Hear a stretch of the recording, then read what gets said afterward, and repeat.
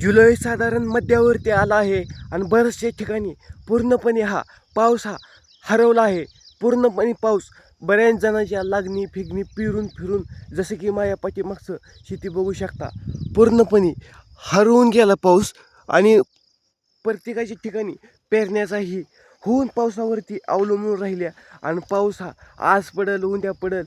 जुलै संपून गेला, साधारण पुन्हा जून जुलै संपून गेला. नंतर पुन्हा त्याला ऑगस्ट आला. ऑगस्ट पण 15 दिवस होत आला तरी पावसाचा एकही टिपका नाही. आणि साधारणपणे जी पावसाच्या वातावरणामध्ये पूर्णपणे त्यावरती भरोश्यावरती राहून पाऊस येईल हे करेल म्हणून लागण्या पेरणी ऊस हा असा सोयाबीन त्या भरोश्यावरती राहून लागणारी वस्तू राहून करणारी होती. आणि बऱ्याच जणांचा ऊस हा कवचित जणांचा पूर्णपणे ओलागार आहे आणि पूर्णपणे पाण्यानं वाचून पूर्ण सुकून सुद्धा गेला आहे आणि करपून पण गेला आहे. आणि पूर्णपणे काही ठिकाणी बघू वाटेल असं पण नाही. जसं की तुम्ही अगोदर म्हणला पावसाचं वातावरण हा पावसाळ्या टायमाला येतच असतंय, पण पाऊस हा येतंय का नाही ही पाऊस पूर्णपणे हरवला. पूर्णपणे आभाळ येतंय आणि होऊन असा गोष्ट झाली की पूर्णपणे शेतीमध्ये हिरवंसं गवत आहे. पेंडवलचं गवत पडल्यामुळं इकडं जो ऊस पूर्णपणे लावला होता, पूर्णपणे असा ऊस हा करपून झाला. तर पाण्या वाचून असा 1-1.5 महिन्याखाली ऊस तुम्हाला हे या अगोदर दाखविलाच होता, पूर्णपणे असा करपून गेला. आणि नंतर हा लागण ही त्यांनी पाईप हा सुद्धा काढली नाहीत टेन्शनमुळं. शेतीमध्ये तशाच ड्रीप आहेत खर्च करून हा पूर्णपणे केला. पलीकडचं ऊस आहे त्याच्या अलीकडचं रान आहे, त्यांनी पावसाच्या बरंच काहीतरी करून करायचं होतं. त्यांना ऊसच लावायचा होता अलीकडच्या बाजूला. आणि मध्यावरती ऑगस्ट संपून जून संपला आणि पूर्णपणे असा पाऊस गोष्ट होऊन कशी नाही आणि तुम्ही विचार करून कशी केली नाही ही तुमचा पण प्रश्न नाही.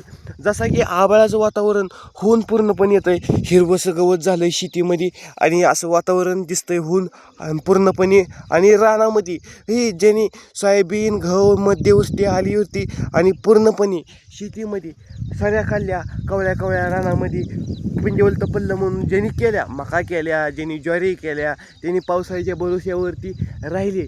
पाऊस येईल आज येईल उद्याच्याला येईल होऊन, बरोबर का नाही, येईल रे येईल असं म्हणून भरोश्यावरती राहिलं. जून संपून ऑगस्ट जी पावसाचं जून जुलै ऑगस्ट जानेवारी फेब्रुवारी मार्च उन्हाळा पावसाळा हिवाळा, उन्हाळा पावसाळा हिवाळा असं 3 ऋतू. उन्हाळा संपून गेला पुन्हा पावसाळा आला, जानेवारी फेब्रुवारी मार्च 3 महिने उन्हाळा, जानेवारी फेब्रुवारी मार्च एप्रिल मे जून ही 3 महिने पाऊस. ती पूर्णपणे 3 महिन्यामधलं 2 महिने तर होऊन पूर्णपणे असं गेलं.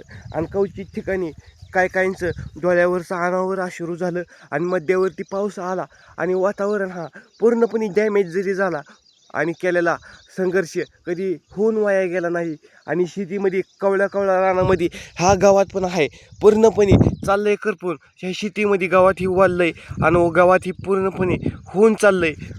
आणि तो गावात जे आहे मध्यावरती काही ठिकाणी सोयाबीन तुरी उडीद ज्या पावसावरती केलं मॅक केलो एका ठिकाणी काल जाता जाता. आणि त्या आजोबांनी टकोऱ्याला हात लावून विचार केला की आहे पाऊस मध्यावरती आला, जून संपला ऑगस्ट संपला, शेतकऱ्याची तारांबळ किती करावी. जसं की आमच्या इकडं पाऊस पडला नाही, तुमच्या इकडे पाऊस पडला का नाही कमेंट करून सांगा. आणि एक लाईक करायला विसरू नका, सबस्क्राईब आणि बेल आयकॉन करा. आणि आपल्या इंस्टा फेसबुक आयडियावरती जाऊन फॉलोअर्स करा. तुम्हाला काय अडचण आली तर होऊन सांगणार, असा मी नाही तर मी धावून येणार. प्रत्येक शेतकऱ्याच्या काळजीची गरज आहे जीवनामध्ये, संघर्षाची पानाची पुडी आणि लिहिलेली होऊन सरी खांदलेली ती सरी पूर्णपणे स्वतःला पाईपलाईन चालू करून भिजवावं लागते. आणि ह्याला ड्रिप केली आणि पूर्णपणे ऊस हा हे तर कवचित आहे, कवचित ठिकाणी जर आहे. आणखीन 1 महिन्यातून पाऊस नाही आला तर काहींच्या विहिरीमधलं पाणी आटलंय. सोयाबीन पूर्णपणे पीक हा होऊन गेला नाही. काहींनी वांगी लावली, वांग्याची पानं गळून पडली. काहींनी तुरी लावल्या, तुरी हा पूर्णपणे अशी होऊन नाही तर पूर्णपणे सुकून त्याच्या कळ्या गेल्या. पाऊस हा मध्यावरती आला, पाऊस मध्यावरती आल्यानंतर रानामधलं रच झालं आणि आमच्या आजोबानं सुद्धा पलीकडचं रान जे आहे ते नांगरून पाळी घालून ठेवलं होतं. पावसाच्या जोरावरती येईल पूर्णपणे आणि त्या शेजारच्या लोकांनी सुद्धा केलं आणि इकडच्या पण लोकांनी केलं आणि मध्यावरती पाऊस पूर्णपणे आणखीन आला नाही. लाईटीचं वाऱ्या कावधनाच्या विजा तर कडकडत होत्या एका 5-4 दिवसाखाली. पेंटवल तर झाला. रात्री तर माझी येताना नेहमी रस्त्यातून गाडी पूर्णपणे मला वाटलं पाऊस नाही काय पल्ला नाही तिकडं वाडेला. नंतर मी मधून कच्च्या रस्त्यावरून शिरलो आणि मला माहीत नव्हतं अगोदरच गाडी चाक पूर्णपणे फिट झालं होतं मला माहीत नाही. आणि नंतर पुन्हा ज्याला मी गाडी घातल्यानंतर पूर्णपणे अशा रस्त्यावरती माती आहे आणि पेंडवलचा पाऊस पडल्यामुळं माती आहे ती चिटकून बरोबर बसली आणि नंतर ती चिटकून माती बसल्यानंतर पूर्णपणे ती गाडीचं पुढचं चाकचं जॅमेज झाल्यानंतर आजोबाला फोन हे लावला. नंतर एका ठिकाणी शेजारच्या गेलो आणि तिथून म्हणलं म्या की पाणी द्या की हो एक बाटली. ती पण म्हणल्या आजी म्हणल्या ओ बाळा पाणी लई सांड नको रे पाणी सांड नको एवढंच आहे. आम्ही 3 दिवसाला मोटर चालू करतो विहिरीतलं पाणी पूर्णपणे आटलंय. आणि पुन्हा त्याला मी थांबलो तिथे एक 5 मिनटं आणि गाडीचा जॅम चिकूल झाल्यामुळं पाणी ओतलं तर निघत नव्हता. नंतर फोन केल्यानंतर आजोबा ये सर मी आजीसंग बोललो. आजीला म्हणलं कसं आहे तर म्हणली काय सांगायचं बाळा मागच्या 1-5-6 वर्षाखाली जरा शेतीमध्ये पूर्णपणे ऊस कडबा सोयाबीन तुरी मुगा ज्याने लावलेलं होत त्याचे सगळं मस्तपैकी होतं आणि नंतर पुन्हा त्याला तो पाऊस हरवूनच गेला आणि पाऊस पुन्हा त्याला दिसून पण आला नाही. जसा की आभाळ येतं आहे आणि गरजेना तर पावसाची वारंवार येते. आमच्या टँकामधलं सुद्धा पूर्णपणे पाणी हा पूर्णपणे आटायला लागलं आहे. आजी साधारण 80 ते 70 वर्षाची होती. त्यांचा मुलगा हा कुठेतरी नोकरीला होता. नंतर म्हणलं असू द्या आजोबा आजी आणि त्यांचं एक कामगार तिथं कायम असायचा ती त्यांनी उचल दिली म्हणली अशी ती त्यांचा पोरगा आजारी असतो कायम काही दारू पिते म्हणून आम्ही ह्याच्यापाशी ठेवून घेतलं आहे. आणि पाऊस हा सकाळपासून ती संध्याकाळपर्यंत रान 5-6 एकर आहे आणि एकामध्ये तुम्हाला ती पण दाखवतो. एकामध्ये ड्रॅगन फ्रूट केलं आहे एकामध्ये पूर्णपणे असं एकामध्ये ड्रॅगन फ्रूट केलं एकामध्ये कोबी केला. कोबी तर पूर्णपणे त्याला मार्केट नसल्यामुळे त्यांनी मिसनीनं भोगा केला आणि नंतर एकामध्ये आंबा केला आणि एका ठिकाणी जवळच्या बाजूला पेरू केला आहे. आणि ती केलं आहे पेरूमध्ये पाऊस पडल्यानंतर पेरू हा 100 नाही तर 40 रुपये 20 रुपये 25 रुपये जागेवरती गेला. आणि नंतर तो पेरू महाग होता आणि आता पेरूला कमी ह्या 2-4 आठवड्याखाली इतकं डिमांड आले जागेवरती 70-60 ह्या दरम्यान चाललं आहे अशी म्हणली. नंतर आजीला म्हणलं कसं काय हो काय करायचं आता. म्हणली काय करायचं बाळा निसर्गाच्या पुढं म्हणली पूर्णपणे पाऊस हा हरवून गेला आहे. नंतर पुन्हा म्हणलं बोलून करावं वाद तर आजोबा आलं तिकडून चिखलाचं पायी घेऊन आणि नंतर म्हणला काय सांगायचं आहे बाबा म्हणला चिखल रानामध्ये साधारण मला पण तवा 7:30 वाजल्या होत्या. नंतर पूर्णपणे मी ते बघून त्यांचं दुःख म्हणून म्हणलं काय करावं आता सांगा तुम्ही तरी. काय करून उपयोग नाही म्हणली बाळा. पाऊस हा 6 वाजल्यापासून मोटर चालू करतो आणि नंतर चालू केलेली मोटर संध्याकाळी लाईट जास्त करतो पण पाणीच निघतंय रे. काय करायचं लाईट असून पाणीच नाही.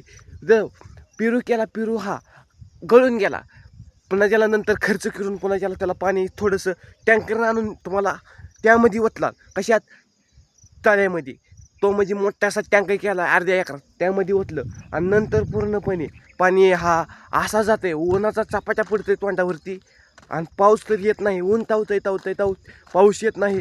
काय ठिकाणचे पूर्णपणे एका ठिकाणच्या पलीकडच्या बाजूला त्याच्याकडं एक जणानं वांगी पूर्णपणे केलेत आणि नंतर तिथं वांगी केलेत परंतु त्याला पाऊसच नाही त्यामुळे वांगी सुद्धा सुकून गेलेत. आता शेतीमधलं रस्त्यावरती चालताना ह्याकडे त्याकडेला रस्ता जी आहे ती पूर्णपणे वाळून गेला. फक्त एवढंच की पेंडवलतं झाल्यामुळं पडलं होतं पूर्णपणे. पुन्हा ज्याला नंतर असा मी विचार केला की पाऊस हरवून गेला का कसा गेला मग काय करायचं. शेतकरीचं दुःख फक्त शेतकऱ्याला सहन करावं लागतं नाही कोण दुसरं. आणि तिसरं म्हणणार नाही की तुमचा आता लय संघर्ष वाईट झाला पण करायचं काय. म्हणून सांगतो पाऊस जरी हरवून गेला तर तुम्ही हरवून जाऊ नका. एक दिवस संघर्ष होऊन स्वतःच्या मेहनतीवरती केलेला कधीच वाया जाऊ शकत नाही. विचार करून कला शिका. जसा की सूर्याचा प्रकाश आता उगून वरती निघा लागला आणि पूर्णपणे हा आता त्याच्यावरती बसवून नाही. पाऊस जरी हरवला तर तुम्ही हरवून जाऊ नका आणि आपल्याला पुन्हा त्याला एका नवीन व्हिडिओमध्ये भेटू. तो स्वतःला कधी हरवून देऊ नका.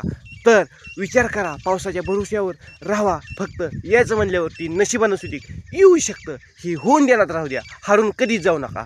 धन्यवाद.